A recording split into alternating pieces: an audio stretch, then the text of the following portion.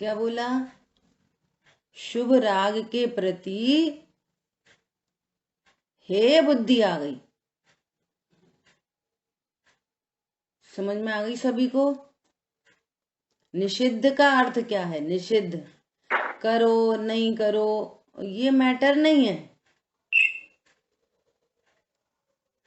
सबसे पहले क्या बात बनेगी? मैं कौन हूं। स्टार्टिंग अपने से, मैं कौन हूं। तो मैं अकर्ता गायक हूं, परिपूर्ण गायक हूं। आज तक अपने को नहीं जाना था। नहीं देखा निशाश्वत देव, रही क्षणिका पर्याय की प्रीति। ये क्षणिका पर्याय की प्रीति अनादि से चली आ रही है। जो पर्याय उत्पन्न होती है ये शरीर असमान जाति द्रव्य पर्याय, इसकी प्रीति है।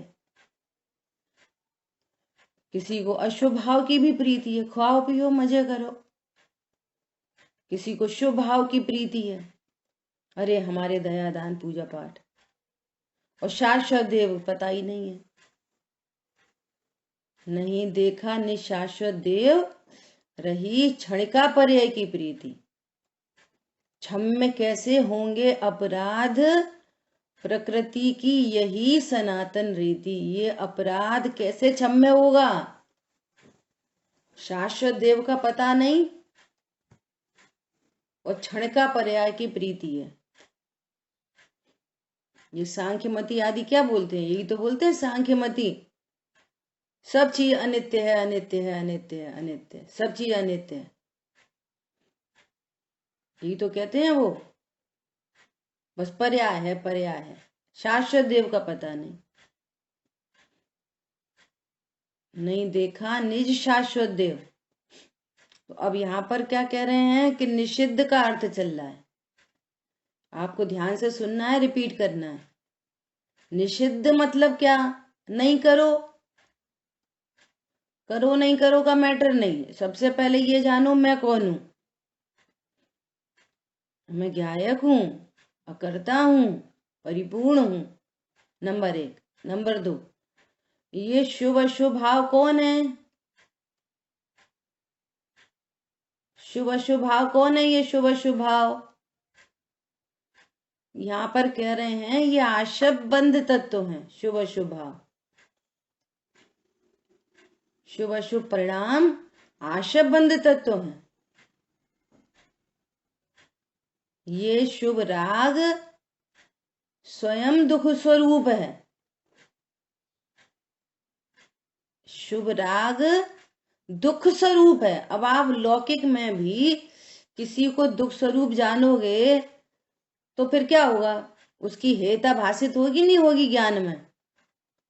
एकदम नेचुरल बात है। डॉक्टर ने आपको ये बोला कि भैया घी मत खाओ, कोलेस्ट्रॉल बढ़ रहा है, घी मत खाओ। तो भले घी के प्रति राग है, वो अलग मैटर है, परंतु ज्ञान में निषिद्ध हो गया नहीं हो गया? नहीं, ये दुख रूप है, दुख का कारण है। तो हेता बरत रही है उसके प्रति। ऐसे ये शुभ राग है, ये दुख स्वरूप है, बंध का कारण है। अब राग तो उत्पन्न हो रहा है, राग तो उत्पन्न हो रहा है। छठवें गुण स्थान तक राग उत्पन्न होता है। मुनिराज को राग उत्पन्न होता है। राग उत्पन्न होता तब तो ये ग्रंथ लिखे। राग उत्पन्न नहीं होता तो ग्रंथ कैसे लिखे जाते? लेकिन ज्ञान में वो क्या हो गया? निषिद्ध। इसका नाम है निषिद्ध करना। पॉइंट समझ में आ रहा है? तो ये आश्रव हैं, दुख रूप हैं, बंध के कारण हैं, मोक्ष मार्ग के विपरीत भाव हैं, घातक हैं। ऐसा सब जानकर ज्ञान में राइट नॉलेज हुई, श्रद्धा में विश्वास हुआ, तो चारित्र की परिणति में उनके प्रति राग नहीं रहा, ये कहना है। ऐसे भगवान आता है ना बहुत, हमारा दया, हमारी दान, हमारी पूजा, हमारी स्वाध्याय। अब क्या? अरे ये तो बंद का हेतु है। राइट नॉलेज हो गई। पॉइंट समझ में आया? और राइट नॉलेज नहीं है, तो कहेंगे राग करण को कौन ठीक, मान करण को कौन ठिकाना। अपनी पूजा पर, अपनी दया पर, अपने दान पर 10-20 हजार लाख रुपया दान दे दे तो फिर अकड़ के बैठे स्टेज पे। तो दान के परिणाम के प्रति क्या हो गया, मान। समझ में आ रही है? तो ये तो और गड़बड़ हो गई। मान तो अशुभ कषाय है। समझ आ गई बात? ऐसा। और स्वरूप जाना तो उसी दान के परिणाम के प्रति कैसे ट्रीटमेंट होएगा, कैसा ट्रीटमेंट होगा उसी दान के प्रति? अरे ये तो पुद्गल की क्रिया है, नंबर 1। नंबर 2 ये भाव है, ये शुभ भाव है। नंबर 3 ये बंध का कारण है। नंबर 4 मोक्ष मार्ग का बाधक है। ये तो कोई वीतराग परिणति नहीं, तो दान दे दिया और परिणति सहज है, सरल है। ये फायदा हुआ राइट नॉलेज से। नहीं तो बहुत गड़बड़ हो गई। अपनी भाषा में बोलो तो पैसे के तो पैसे चले गए, और ऊपर से मान कषाय हो गई, और पाप बंद हो गया। ये तो घाटे का सौदा हो गया बहुत बड़ा। पॉइंट समझ में आया?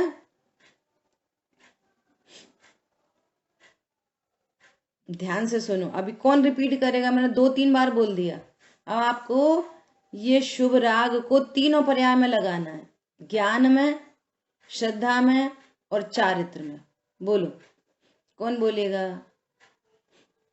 अजय भैया बोलेंगे सबसे पहले। हाँ चलो, आंचल बोलेगी, बोलो। सबसे पहले तो ये पता करना है कि मैं कौन हूँ। पहले ये जानो कि मैं तो अकर्ता ज्ञायक हूँ। अब जब ये जान लिया तो फिर ज्ञान में इस बात का निश्चय करना है कि ये जो शुभ अशुभ भाव उठ रहे हैं ये तो मेरे है नहीं, ये तो आश्रव बंध तत्व है, और ये आश्रव बंध है तो ये दुख का कारण है, इससे संसार बढ़ेगा। तो इसका मतलब ये मेरे जब है ही नहीं तो मेरे चारित्र में राग होगा नहीं। ये राइट नॉलेज हो जाएगी ज्ञान के अंदर। ज्ञान के अंदर पूर्ण रूप से इस बात का ज्ञान होगा कि मैं ज्ञायक हूँ। चारित्र में परिणति हो जाएगी कि मैं राग रहित हूँ, मोह रहित हूँ, द्वेष रहित हूँ, और श्रद्धा पूर्ण रूप से ये होगी कि मैं त्रिकालिक आत्मा हूँ। बढ़िया। और कौन बताएगा? अजय भैया बोलो आप। आंचल का थोड़ा सा हौच पौच हो गई थोड़ी सी, है ना? उसको करेक्ट करो आप। पर्यायों में थोड़ा घटित नहीं हो पाया सही से। हाँ करेंगे, करेक्शन करेंगे। बोलने से ही तो करेक्शन होता है। बोलो। बाकी एफर्ट के लिए फुल मार्क्स। हाँ एफर्ट के तो फुल मार्क्स है, वो फटाफट बोलती है। बोलो मंजू बहन जी, बोलो। मैं ज्ञायक हूँ, परिपूर्ण हूँ, तो शुभ अशुभ भाव मेरा स्वरूप नहीं है, ये आश्रव बंध है। तो ये ज्ञान में हे हो गए, इनके प्रति राग नहीं रहा, और भले ही अभी भी होंगे लेकिन राग का राग नहीं रहेगा। तो ज्ञान में निषेध वर्त रहा है। ये दिस इज द पॉइंट। राग के प्रति अब तक जो बड़ा वो बहुमान आता था ना, सो वो मिट गया मूल में, उसकी राइट नॉलेज होने के कारण। ये इसका नाम है निषिद्ध। जो स्वरूप नहीं समझते तो आगे बहुत अच्छे अमृतचंद्र आचार्य देव के कलश आ रहे हैं, बहुत गजब के। ज्ञान नय का पक्षपाती, क्रिया नय का पक्षपाती। भैया पक्षपात से काम नहीं चलता है ना? ऐसा देखो। अब अच्छा, मैं बोलता हूँ ना। हाँ बोलिए। हेलो। हाँ जी बोलिए बोलिए। हाँ यार, मैं बोलता हूँ। सबसे पहले तो ये निर्णय होना चाहिए कि मैं जीव तत्व हूँ।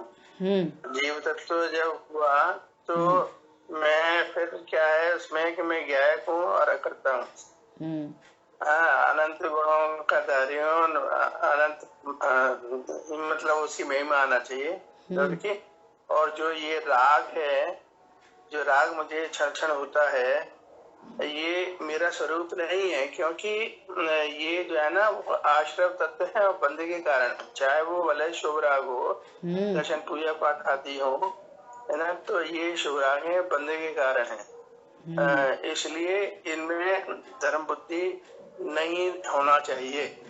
तो जब ऐसा निर्णय हो जाता है तो ये राग के प्रति निषिद्धता ज्ञान में आ जाती है। बस ज्ञान में निषिद्धता आ जाती है, और जब वो निषिद्धता आ जाती है ज्ञान में, तो सिद्धांत में भी ये पक्का हो जाता है कि ये अक्षर इसे कोई फालतू चीज है। और जब ऐसा हो जाता है तो फिर वो चारित्र में भी इस तरह की बातें होने लगती हैं कि ये जो राग द्वेष है उसके प्रति ममत्व एकत्र नहीं रहता।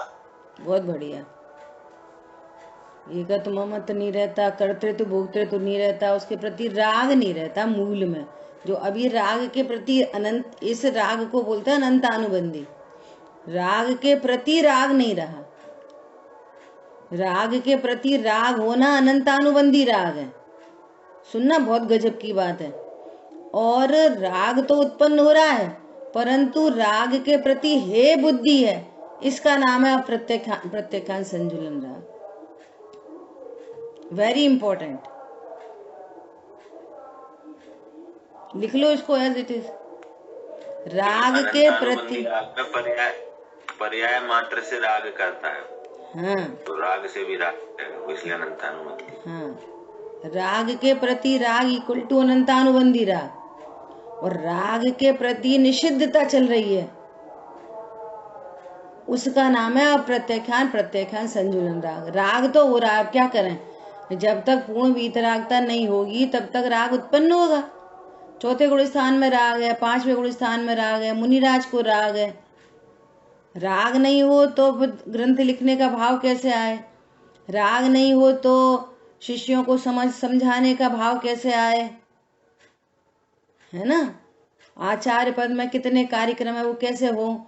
तो इसका मतलब राग तो है, परंतु उनकी दृष्टि कहाँ होती है? वो चाहते क्या है कि भैया ओ मेरी ऐसी दशा जैसी तुम धारी है। इस राग का भी अभाव होकर छपक श्रेणी आरोहण से अनंत सिद्ध अवस्था को प्राप्त करूं। उन्हें यदि राग कहो, किसका राग होता है? तो उनको मोक्ष का राग होता है, बाकी किसी का राग नहीं होता। समझ आ रही बात? ये दोनों में अंतर है। देखो हमारी पूजा, देखो हमारी स्वाध्याय, देखो हमारा दान, क्या है भैया? ये तो बंद का कारण है। और देखो गजब की बात, सबको मालूम है भरत चक्रवर्ती के 100 के 100 पुत्र, 100 के 100 पुत्र है ना, और 2 इंद्री 3 इंद्री की पर्याय से डायरेक्ट आए थे। सबको पता ये वाली बात। तो बोलो, अपन ऐसा बोलते हैं ना, जैसे कोई बड़े घर में बच्चा पैदा हुआ तो क्या बोलेंगे? भैया बहुत पुण्यशाली जीव है, उनके घर में बच्चा आया। कोई लड़की की शादी कर दी कोई बड़े घर में, स्वाध्यायी भी हो, थोड़ा अच्छा उनका परिकर हो, तो क्या बोलते हैं? भैया लड़की ने बहुत पुण्य करे, कहाँ गरीब की लड़की थी, कोई ज्यादा नहीं था, और कहाँ महाराजा के घर पहुंच गई, पता नहीं पूर्व में कितने पुण्य करे थे। ऐसे बोलते हैं लौकिक भाषा में। बोलो 2 इंद्री जीव ने कितने पुण्य कर लिए, चक्रवर्ती के घर में जाके पैदा हुआ। जिनके दादाजी तीर्थंकर, ऐसे कौन सी दया दान पूजा पाठ की है? बोलो दादाजी उन बच्चों ने, और 100 के 100 एक साथ। क्या कहना है कि शुभ परिणाम तो सब जीवों को होते हैं, क्रमबद्ध में, उदयानुसार सब जीवों को होते हैं। लेकिन पाप क्यों चला आ रहा है? महापाप अज्ञानता से। ना ये पता मैं कौन हूं, और ना ये पता कि मैं क्या कर सकता हूं। दोनों ही बातें पता नहीं है। और शुभ राग में सब जीवों को, हिंदू मुस्लिम सिख ईसाई, सारे जीवों को शुभ भाव के प्रति गुड फीलिंग है कि अरे ये बहुत धर्मात्मा, ये बहुत संयमी जीव है। तो कह रहे हैं भैया धर्मी को जाने बिना धर्म कहां से होए। तत्व ज्ञान के अभाव में कषाय कैसे मिटे, जब तत्व ज्ञान नहीं है तो। और कषाय की परिभाषा ही लिखी है, जब तक तत्व ज्ञान नहीं होगा तब तक इष्ट अनिष्ट की बुद्धि नहीं मिटेगी, मिट नहीं सकती। अभी तो सामने चीजें आती हैं, अपन को उस लाइन में जाना नहीं है, लेकिन बात कह रहे हैं जैसे अभी मुमुक्षु समाज है, वो भैया हमें लड़की पंडित को नहीं देनी, और तुम खुद स्वाध्याय में बैठते हो और खुद ऐसा बोलते हो कि भैया स्वाध्याय से बड़ी कोई चीज नहीं, और लड़का पंडित होए, बाहर ज्यादा घूमता फिरता नहीं होए, कोई बाजार का खाता नहीं होए और स्वाध्यायी होए। तो आजकल माँ बाप छोड़ो, लड़की खुद मना करने लगी है हमें नहीं करनी शादी, माँ बाप सपोर्ट करते हैं। कौन समझ में आ रहा है? इससे पता क्या चलता है? इससे ये पता चलता है कि आप उदय की व्यवस्था में उस परिकर में तो हो, लेकिन आपके ज्ञान को हित अहित का अभी तक विचार विवेक डेवलप नहीं हुआ, आपका डेवलपमेंट नहीं हुआ, आपका ज्ञान अपडेट नहीं हुआ। पॉइंट समझ में आया? आपका ज्ञान जानकारी हो गई लेकिन श्रद्धा नहीं हुआ, जानकारी भी नहीं हुई, इसको जानकारी कहते ही नहीं है। हाँ, ये इसको जानकारी नहीं कहते। ज्ञान होने पर श्रद्धान होता है, और श्रद्धान होने पर उस पूर्वक बाहर में चारित्र भी होता है। जैसे बच्चा है ना, और बच्चे को अपन कह रहे हैं वहां पर करंट है, तो कह रहे हैं ताता है इसमें करंट है, तो उससे पूछो बुलवा बेटा इस वायर में क्या है, तो बोलेगा ताता है करंट है, लेकिन फिर जाएगा उधर ही, तो उसको राइट नॉलेज हुई कि नहीं हुई? नहीं हुई। अपन एग्जाम्पल देते हैं ना ऐसे कि एक बच्चा है क्रिकेट खेल रहा है, और एक अंकल आए, उन्होंने बोला बेटा चल जल्दी चल तेरे पापा खत्म हो गए हैं, तो बोलता है अच्छा, और फिर अपने दोस्त को क्या बोलता है, चल चल बॉलिंग कर। तो उसने सुन लिया कि नहीं सुन लिया? जानकारी हो गई कि नहीं हो गई? होने का मतलब ही पता नहीं। ये कुछ नहीं हुआ, उसको अपडेट नहीं हुआ उस बात को सुनकर वो ऐसा। इसलिए ये बहुत गंभीरता है, स्वाध्याय बहुत गंभीर चीज है, बहुत गंभीर। ऐसे फॉर्मेलिटी से सुनने बैठ जाना, ये स्वाध्याय नहीं है। अब और लोग जो सुनते ही नहीं है तो उनसे इनको अच्छा कहते हैं। जो लोग मंदिर ही नहीं आते और फिर कोई मंदिर आए तो फिर अच्छा कहते हैं, देखो भैया हमारी लड़की बिना कुछ खाए, हमारे बच्चे रात्रि भोजन नहीं करते, तो उन दुनिया से लौकिक भाषा में अच्छा कहते हैं। लेकिन पारलौकिक एंगल से जब बात चलेगी, आप ऐसे परिकर में आ गए जहां से आपका अनंत जन्मों का, अनंत दुखों का नाश होना है, तो उस फैक्टर में कुछ फर्क नहीं पड़ा। क्या बोला? जहां से आपका मोक्ष मार्ग प्रशस्त होना है, आपके अनंत दुख छूटने हैं, उस फैक्टर में कोई फर्क नहीं पड़ा। पुण्य पाप का भेद हो गया बस अकेला। तो कह रहे हैं वो तो 2 इंद्री को भी हो जाता है, तुमने कौन सा बड़ा काम कर लिया, ये कहना है। और ये शुभ भाव है, वो कौन से विचार के पूजा करेगा 2 इंद्री 3 इंद्री, वो कौन सा दान दे देगा? ये तो मनुष्य सापेक्ष कथनी है पूरी,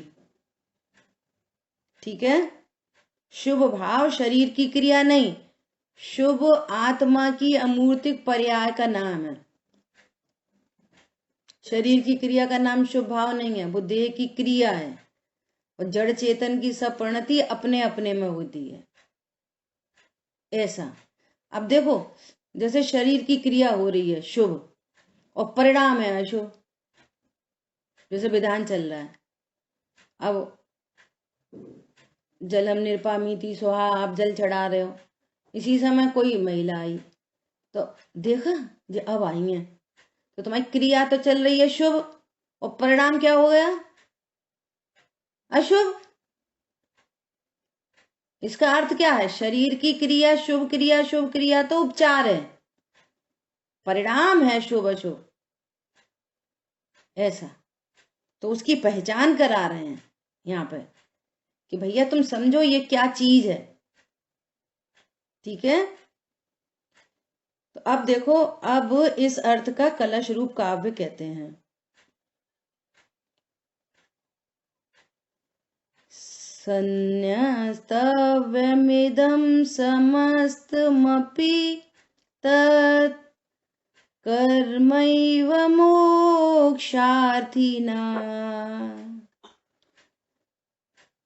संन्यस्ते सति तत्र किल कथा पुण्यस्य पापस्य वा साम्यत्वादि निज स्वभाव भवनान् मोक्षस्य हेतुर्भवन्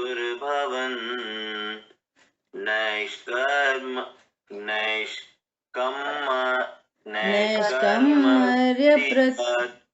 प्रतिबद्धमुद्यतरसम्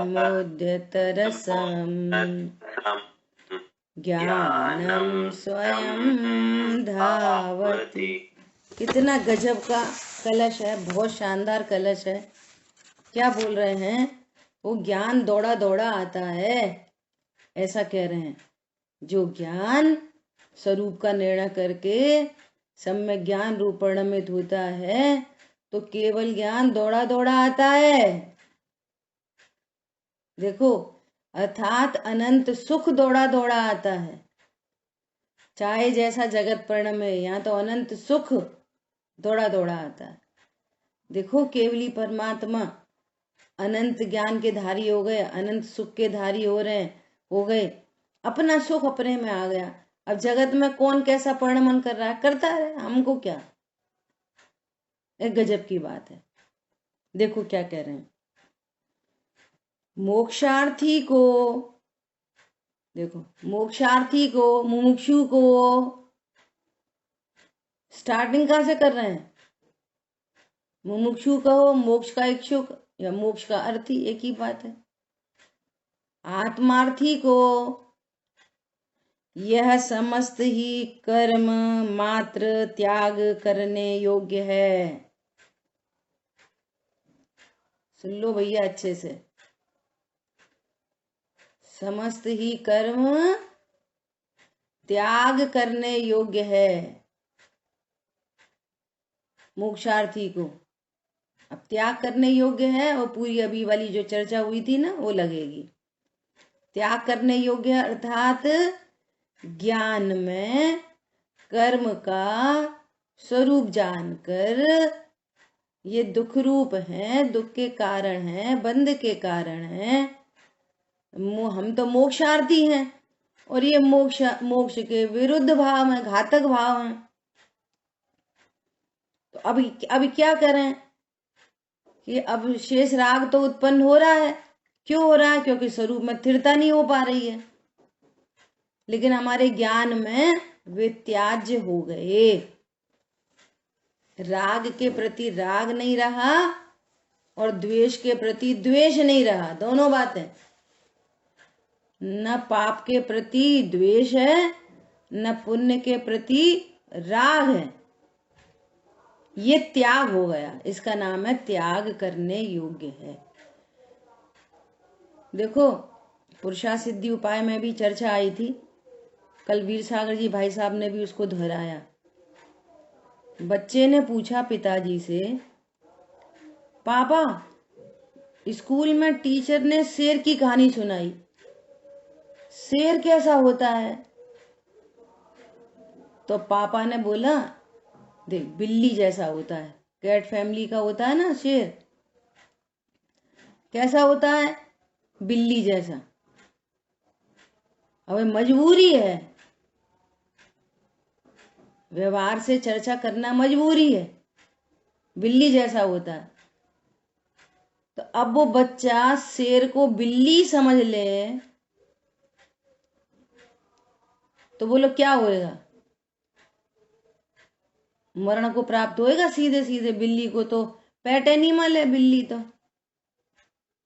बिल्ली को तो पुचकार सकते हो, शेर के सामने तो पता है इस बात के लिए कितनी कठोर भाषा में पुरुषार्थ सिद्धि उपाय में अमृतचंद आचार्य भगवान लिख रहे हैं, जो व्यवहार का अर्थ नहीं समझ पाए और व्यवहार का ही अनुसरण करे तस्य देशना नास्ति। ऐसे जीवों के लिए देशना नहीं है, ऐसा कहा है पुरुषार्थ सिद्धि उपाय में अमृतचंद आचार्य भगवान ने, तस्य देशना नास्ति। अब यहाँ इसका भाव तो समझे नहीं। देखो लिखा है मोक्षार्थी को समस्त कर्म त्यागने योग्य है। जैसे गुरुदेव श्री की कल अपन ने एग्जाम्पल लिया था, उनका भाव नहीं समझा। भैया शो मत करो, शो मत करो, शो मत करो। यहाँ कह रहे हैं कि तुम ज्ञान स्वरूप हो। बोलो आंख क्या करेगी? आंख क्या करे? शुभ करे क्या अशुभ करे? आंख क्या करती है? मात्र देखती है। ऐसे ही मैं ज्ञान स्वरूपी भगवान आत्मा क्या करता हूं कि मात्र जानता हूं। अब तुम्हारी रॉन्ग नॉलेज है तो उसको करेक्ट कर रहे हैं। आप जानने वाले हो ना, तो आपने गलत जान रखा है। आप तो मात्र जानने वाले हो, तो जानने वाला करे क्या? पहली बात। दूसरी बात, तुम जानने वाले हो तो तुमने रॉन्ग नॉलेज रखी है। पीछे पीछे गाथाओं में आया था, प्रज्ञा के अपराध से, पुरुषार्थ के अपराध से, आपका अज्ञान अपराध है। अज्ञान, बोलो अज्ञान से क्या नहीं होता? अज्ञान से क्या नहीं होता? जल नहीं पावे प्राण गवावे, भटक भटक मरता। ये अज्ञान से ही तो हो रहा है। उधर पानी है, उधर पानी है, उधर पानी है, और हिरण दौड़ रहा है, वहां तक पहुंचता है, पानी नहीं मिलता। कोई कह रहा है खाओ पियो पैसे कमाओ सुख होगा, सुख होगा, उधर सुख है, उधर सुख है, खूब लग्जरी इकट्ठी करो, वहां सुख है, वहां सुख है। प्राण गवावे सुख नहीं पावे, भटक भटक मरता। कोई क्या कह रहा है कि भैया पूजा पाठ करो सुखी होंगे, पूजा पाठ करो सुखी होंगे, पुण्य बंधेगा, पुण्य बंधेगा। वो भी सुख नहीं पावे, प्राण गवावे, भटक भटक मरता।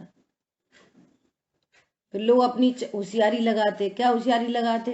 नहीं पुण्य बंधेगा ना, स्वर्ग में जाएंगे, फिर नंदीश्वर द्वीप जाएंगे, फिर विदेश क्षेत्र जाएंगे। भैया वहां पर भी कोई भगवान साक्षात नहीं दिखेंगे, ये देश नहीं मिलेगी वहां पे भी। सो तुम्हें अभी मिल रही है, जो तुम बाद में करोगे सो अभी कर लो, और कोई गारंटी नहीं है किस भाव के फल में कौन सी जगह चले जाओगे। अभी मिल गए ना सारे अवसर, और कौन सा पुण्य कमाना है। तो उस ज्ञान को राइट नॉलेज कराई जा रही है। क्या? शुभ अशुभ दोनों कर्म हैं, वीतरागता धर्म है। हमारा बच्चा बच्चा पाठशाला में चिल्लाता है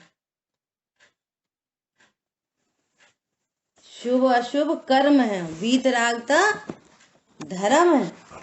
और मैं कौन हूं? मैं धर्मी हूं। और पूजा में पढ़ते हैं पुण्य शुभ कर्म कमाऊं सुख होगा। ये मिथ्या भ्रांति रही अब तक है। शुभ कर्म कमाऊं सुख होगा, पूर्ण सुखी कर दोगे तुम, सोचे सन्मुख खड़ा रहा।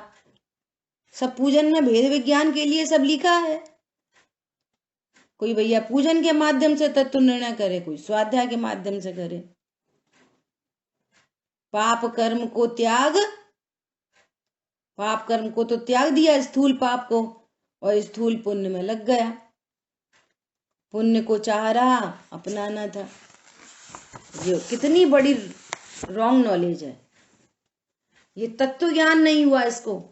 इसने आशव तत्व का स्वरूप नहीं जाना। इसने शुभ राग को आशव नहीं माना और शुभ राग में धर्म की भ्रांति हो गई। वो ये पूरी बात यहाँ पे लगेगी। मोक्षार्थी को यह समस्त ही कर्म मात्र त्याग करने योग्य है।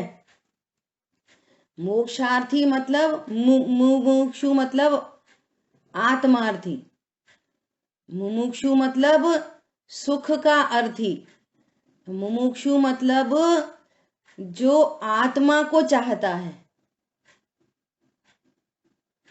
वो मुमुक्षु है। जो शुभ कर्म को चाहे वो मुमुक्षु नहीं। दिखेगा शुभ कर्म के बीच में, वो चाहता है आत्मा को। ऐसा क्यों? ऐसा क्यों? ऐसा इसलिए कि पंडित साहब ने लिखा है ना, जब मैं आता आप डिंग निज स्मरण सुआर। निज आत्म तत्व की प्राप्ति हेतु हे प्रभुवर मैंने की है पूजन। इसलिए उस परिकर में रहते हैं। किस परिकर में? जिससे मुझे बार बार अपनी याद आए, मैं शुद्धात्मा हूं, इसकी पुष्टि मिले। मुनिराज को कहते हैं ना, दिखते हैं जंगल में और रहते हैं अपने में। ऐसे ये मुमुक्षु मोक्षार्थी दिखता है पूजा पाठ स्वाध्याय दया दान में और महिमा है भगवान आत्मा की। इसका नाम है मुमुक्षु। दिख रहा है वहां पर उसके ज्ञान में वो कर्म त्याज्य है। वो तो भगवान आत्मा को चाहता है। भैया हम तो सब्जी मंडी सब्जी लेने गए हैं। हमारा तो सब्जी मंडी इसलिए गए हैं कि हमको तो सब्जी लेनी है। वो कहाँ मिलेगी? कि मंडी में, इसलिए गए हैं। और रास्ते में ठेले पे मिल जाए तो ठेला से ले लेंगे। हमारा पर्पस तो सब्जी लेना है, एग्जाम्पल है। ऐसी हमारा पर्पस तो मैं भगवान आत्मा हूं ये जानना है। हर ग्रंथ में आप गंभीरता से देखोगे, प्रत्येक ग्रंथ में पहली गाथा होगी मंगलाचरण की। प्रत्येक ग्रंथ में आप गंभीरता से स्वाध्याय करोगे तो। और दूसरी गाथा होगी आपको ये पर्पस देने की कि इस ग्रंथ का प्रयोजन है मैं भगवान आत्मा हूं ऐसा जानना। कुंद आचार्य भगवान ने तो पहली गाथा में कह दिया, सब जीवों में सिद्धत्व की स्थापना। सब जीवों में सिद्धत्व की स्थापना पहली दूसरी गाथा के अंदर ही आपको पूरे ग्रंथ का पर्पस लिखा मिलेगा आपको। मैं भगवान आत्मा हूं ऐसा जानने के लिए ग्रंथ की टीका कर रहा हूं। यहाँ पे अमृतचंद आचार्य देव ने तीसरे श्लोक में कह दिया, हे प्रभु इस आत्म ख्याति, इस आत्मा की टीका का फल परम विशुद्धि हो। और कहाँ दिखेंगे? लिखने में और रहना चाहते अपने में। यही गजब की बात है। मैं पाप तो तजा है अब पुण्य भी तजूंगा, भूतार्थ यज्ञ द्वारा मैं भी प्रभु बनूंगा। इसका अर्थ है सब कर्म त्याग करने योग्य है। सीधा सीधा अर्थ निकाल लोगे। देखो यहाँ पे लिखा है पुण्य भी मत करो, पुण्य भी मत करो, तो कह तस्य देशना नास्ति। जाओ अपने घर जाओ। चलो अब तुम शुभ नहीं करोगे तो फिर क्या करोगे? अशुभ तो पहले ही निषिद्ध है, तो एकमात्र स्वरूप की सन्मुखता बची, वो करो। क्या बोला? जब ये कहा गया है कि शुभ भाव निषिद्ध है तो अशुभ की प्रेरणा मिली है क्या? यहाँ पे अशुभ तो पहले ही निषिद्ध है। ऊपर ही कह के आए हैं, अशुभ कर्म तो मोक्ष का कारण है ही नहीं, प्रत्युत बाधक ही है, इसलिए वो तो पहले ही निषिद्ध है। तुमको शुभ भाव में और धर्म की भ्रांति है, तो उसका ऑपरेशन चल रहा है। ठीक है, देखो, जहां समस्त कर्मों का त्याग किया जाता है, फिर वहां पुण्य पाप की क्या बात रही। कितनी स्पष्ट और क्लियर चर्चा है, देखो गजब। जब मैं अकर्ता ज्ञायक हूं, परिपूर्ण हूं, भले शुभ अशुभ भाव अभी उत्पन्न होते हों, परंतु मैंने तो जान लिया ना कि मैं अकर्ता हूं। वो समस्त कर्मों का त्याग, प्रभु ये शुभ अशुभ सर्व का अभाव होकर पूर्ण वीतरागता प्रकट हो, ये मुमुक्षु है, ये आत्मार्थी है। तो कहने जब समस्त कर्मों का त्याग किया जाता है, फिर अब पुण्य पाप की क्या बात रही, ये दोनों ही कर्म है। तो स्पष्ट है बिल्कुल, कर्म मात त्याज्य है, तब फिर पुण्य अच्छा है पाप बुरा है, ऐसी बात के अवकाश ही कहाँ है। अमृतचंद आचार्य भगवान लिख रहे हैं, दिगंबर संत, सत्य महाव्रत के धारी, हमारी रत्नत्रय प्रकट होने में निमित्त, वे लिख रहे हैं ये वाली बात को। गुरुदेव श्री कहते हैं कान में पड़ना दुर्लभ है। जैसे भाई साहब बोल रहे थे ना अभी हाल, कि सुन लेता है विश्वास नहीं करता। गुरुदेव श्री कह रहे हैं कि इसने सुनी नहीं, कान में पड़ना दुर्लभ है, ये वाली बात है। अनंत बार ग्रीवक उपजायो, अनंत बार समव शरण में जाके आयो, पर ये वाली बात कान में नहीं पड़ी। ऐसे सुनी, चल चल बॉलिंग कर, ऐसे सुनी, ऐसे सुनी, तो भैया अब सुन लो, महान अवसर आया है। आंखों से देखो और कानों से सुनो। जिनवाणी आंखों कानों से पिया जाने वाला अमृत है, अमृत। इससे ही अमर होते हैं। कैसे अमर होते हैं? अमर तत्व को देखते हैं, अमर तत्व को जानते हैं, इसका श्रद्धान करते हैं, तो अमरता का आनंद होता है और मरण का भय मिट जाता है। अमर तत्व हूं ऐसा जानने पर क्या होता है? मरण का भय मिट जाता है। समाधि मरण का नाम नहीं, समाधि जीवन का नाम है। जीवन समाधि में हो जाता है। गजब की बात है। क्या बोल रहे हैं? जब समस्त कर्म ही त्याज्य है, तो फिर पुण्य अच्छा पाप बुरा ये वाली बात किधर से आई? बोलो। परमात्मा प्रकाश जी ग्रंथ में आचार्य भगवान क्या कह रहे हैं? भैया वो पुण्य नहीं चाहिए जिस पुण्य के फल में विषय भोग मिलते हैं। और विषय भोग से मान कषाय होती है, मान कषाय से मति भ्रष्ट होती है। ऐसा पुण्य हमें नहीं चाहिए। बोलो किसकी दम है इतनी बात को कहने की? ये वो ही कह सकता है जिसको मैं आत्मा हूं, विषय भोग सुख के कारण नहीं है, शुभ अशुभ वृत्ति एकांत दुख है, वो इस बात को कह सकता है। देखो 10-20 लाख का प्रमोशन हो और है ना, छोटी गतियों में भ्रमण करता रहे अपने संयोगी साथी, वो अच्छा है।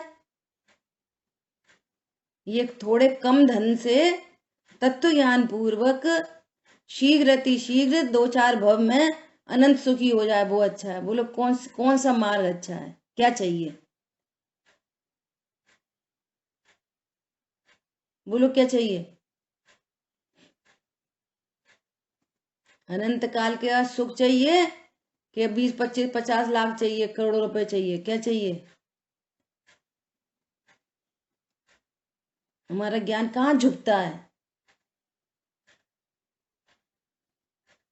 सुखी होने का मार्ग चाहिए। हाँ, सुखी होने का मार्ग चाहिए।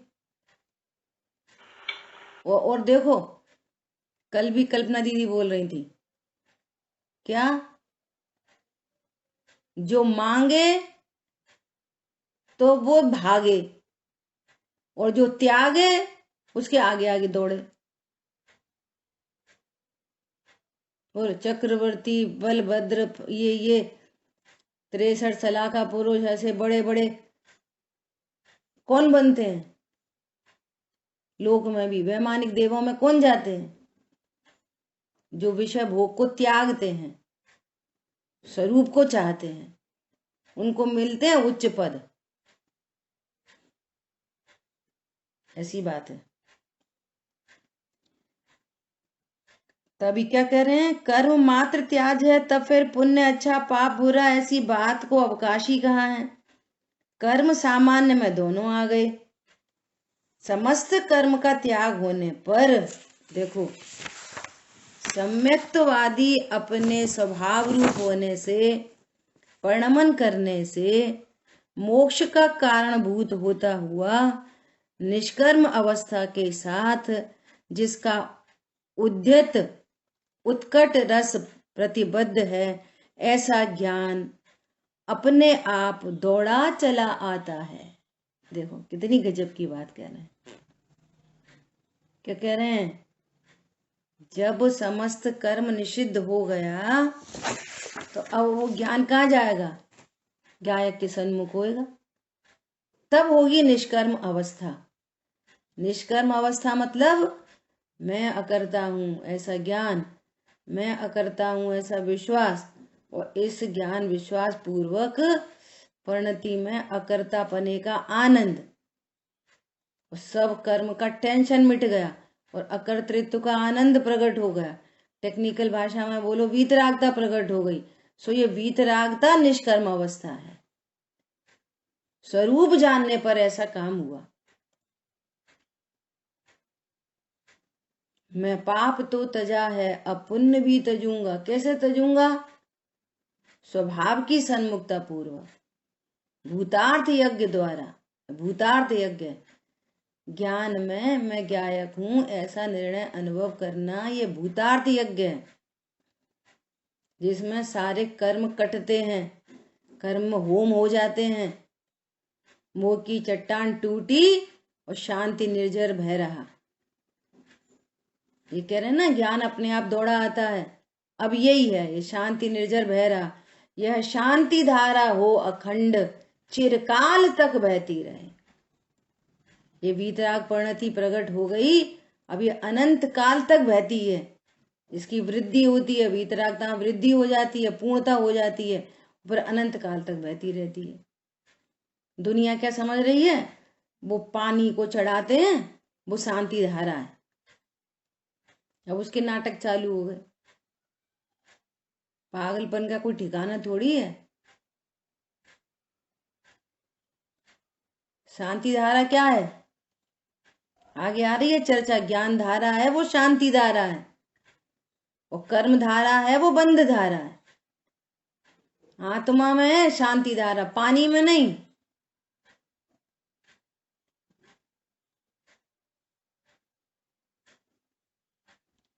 ठीक है? क्या कहना है? समस्त कर्म का त्याग होने से पुण्य से राग मिट गया, पाप से द्वेष मिट गया। देखो ये आर्ट ऑफ लिविंग है, बहुत जबरदस्त। उत्पन्न होता हुआ पाप का परिणाम हो गया। कोई लोग डिप्रेशन में चले जाते हैं, उल्टे सीधे काम करते हैं। यहां पर क्या कह रहे हैं? ये उत्पन्न होता हुआ अशुभ और उत्पन्न होता हुआ शुभ, दोनों से रहित, न पुण्य से राग है न पाप से द्वेष है, वो उत्पन्न होता हुआ ज्ञान का विषय बनता है। और मैं तो ज्ञायक हूं। अब जिस गुणस्थान में जैसा बोलो, कुंद आचार्य भगवान के गुरु माघ नंदी आचार्य भगवान, है ना, और कैसी घटना घटित हो गई। चौथा गुणस्थान सेफ बना रहा। बोलो, कुमार की कन्या के साथ 3 साल रहे और सम्यक दर्शन सुरक्षित।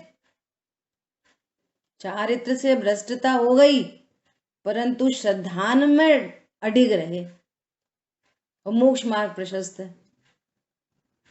और गुरु किसे कहते हैं कि गुरु जो गिरते हुए शिष्य को वापस उंगली पकड़ के उठा ले, उसको गुरु कहते हैं। कैसी ट्रिक से उनके गुरु ने खबर भेजी कि इस प्रश्न का क्या आंसर है, ट्रिक लगा दी और वापस उनको फिर पूरा बात ख्याल में आई और बोले अरे रे, और तुरंत वह वापस मुनि दीक्षा, वापस संघ में आ गए। चारित्र से भ्रष्ट तो भ्रष्ट है, लेकिन जो श्रद्धान से भ्रष्ट है वो महाभ्रष्ट है। जो अज्ञान से चल रहा है उसने सही मार्ग नहीं पकड़ा, ऐसा यहां पर कह रहे हैं। निष्कर्म अवस्था से के साथ जिसका रस प्रतिबद्ध है, ऐसा ज्ञान अपने आप धावती, क्या बोल रहे हैं, दौड़ा चला आता है। कौन सा ज्ञान दौड़ा चला आता है? देखो, ज्ञान आपको रूप भय फिर अचल रहा है। ज्ञान ने एक बार निर्णय किया कि मैं ज्ञायक हूं, मैं परिपूर्ण हूं, सम्यक ज्ञान प्रकट हुआ। ये सम्यक शुद्ध ज्ञान केवल ज्ञान को लेके आता ही है। 1 भव, 2 भव, 3 भव, 2-4 भव, जिसकी जैसी योग्यता हो। कर्म को दूर करके अपने सम्यक्त्वादी स्वभाव रूप परिणमन करने से मोक्ष का कारण होने वाला ज्ञान अपने आप प्रकट होता है। तब फिर उसे कौन रोक सकता है? बोलो, मेरे ज्ञान को, मेरी शांति को कौन रोक सकता है? कैसे कैसे भजन लिखे हैं। ऐसा उदय आ जाएगा, उपसर्ग आ गए, मुनि के ऊपर परिचय आ गए तो उपसर्ग परिचय कृत बाधा किंचित न छूने पावे। धन्य मुनिराज की समता, धन्य मुनिराज का जीवन। हरे कर्म अपने ठाट तू दिखाता है किसे, प्रतिकूलताओं का भी भय बताता है किसे। किसे दिखाना है ये भय? कर्म का उदय आएगा तो तब पता चलेगी, कर्म का उदय आएगा तो। भैया, कर्म का उदय कहाँ आएगा? संयोगों में। और हमने निर्णय किया है अभी, मैं असंयोगी गायक हूं, मैं निरपेक्ष गायक हूं, मैं परिपूर्ण गायक हूं, अनटच, फैक्टलेस, फुल्ली सेफ तत्व हूं। मेरा कौन बिगाड़ सुधार कर देगा? हाँ, मैंने अपने ज्ञान में अपना निर्णय नहीं किया तो पुरुषार्थ के अपराध से बुरा ही बुरा है, ऑलरेडी बुरा है। अज्ञान मोह राग द्वेष से ये दुखमयी पर्याय उत्पन्न हो रही हैं। और स्वरूप समझ के ये मैं सम्यक्त्व का अधिकारी, ये मैं मोक्ष का अधिकारी, ऐसा भेद विज्ञान किया है। वे दौड़े दौड़े आएंगे, हमको नहीं आएंगे तो किसको आएंगे? ऐसा निर्णय पर एकदम शंका नहीं होना, ठीक है। अब अगला श्लोक बहुत शानदार है। कोई तरह की अपने में फिर भी कोई कमी हो तो उसको सुधारने के लिए ये अगला श्लोक बहुत जबरदस्त है ना। इसकी स्वाध्याय अपन कल करेंगे। जिन वाणी के ज्ञान से सूझे लोकालोक, सो वाणी मस्तक नमो सदा देत हूँ दो। बोलिए द्वाशांगमयी जिनवाणी माता की जय हो। जय जिनेन्द्र सभी को।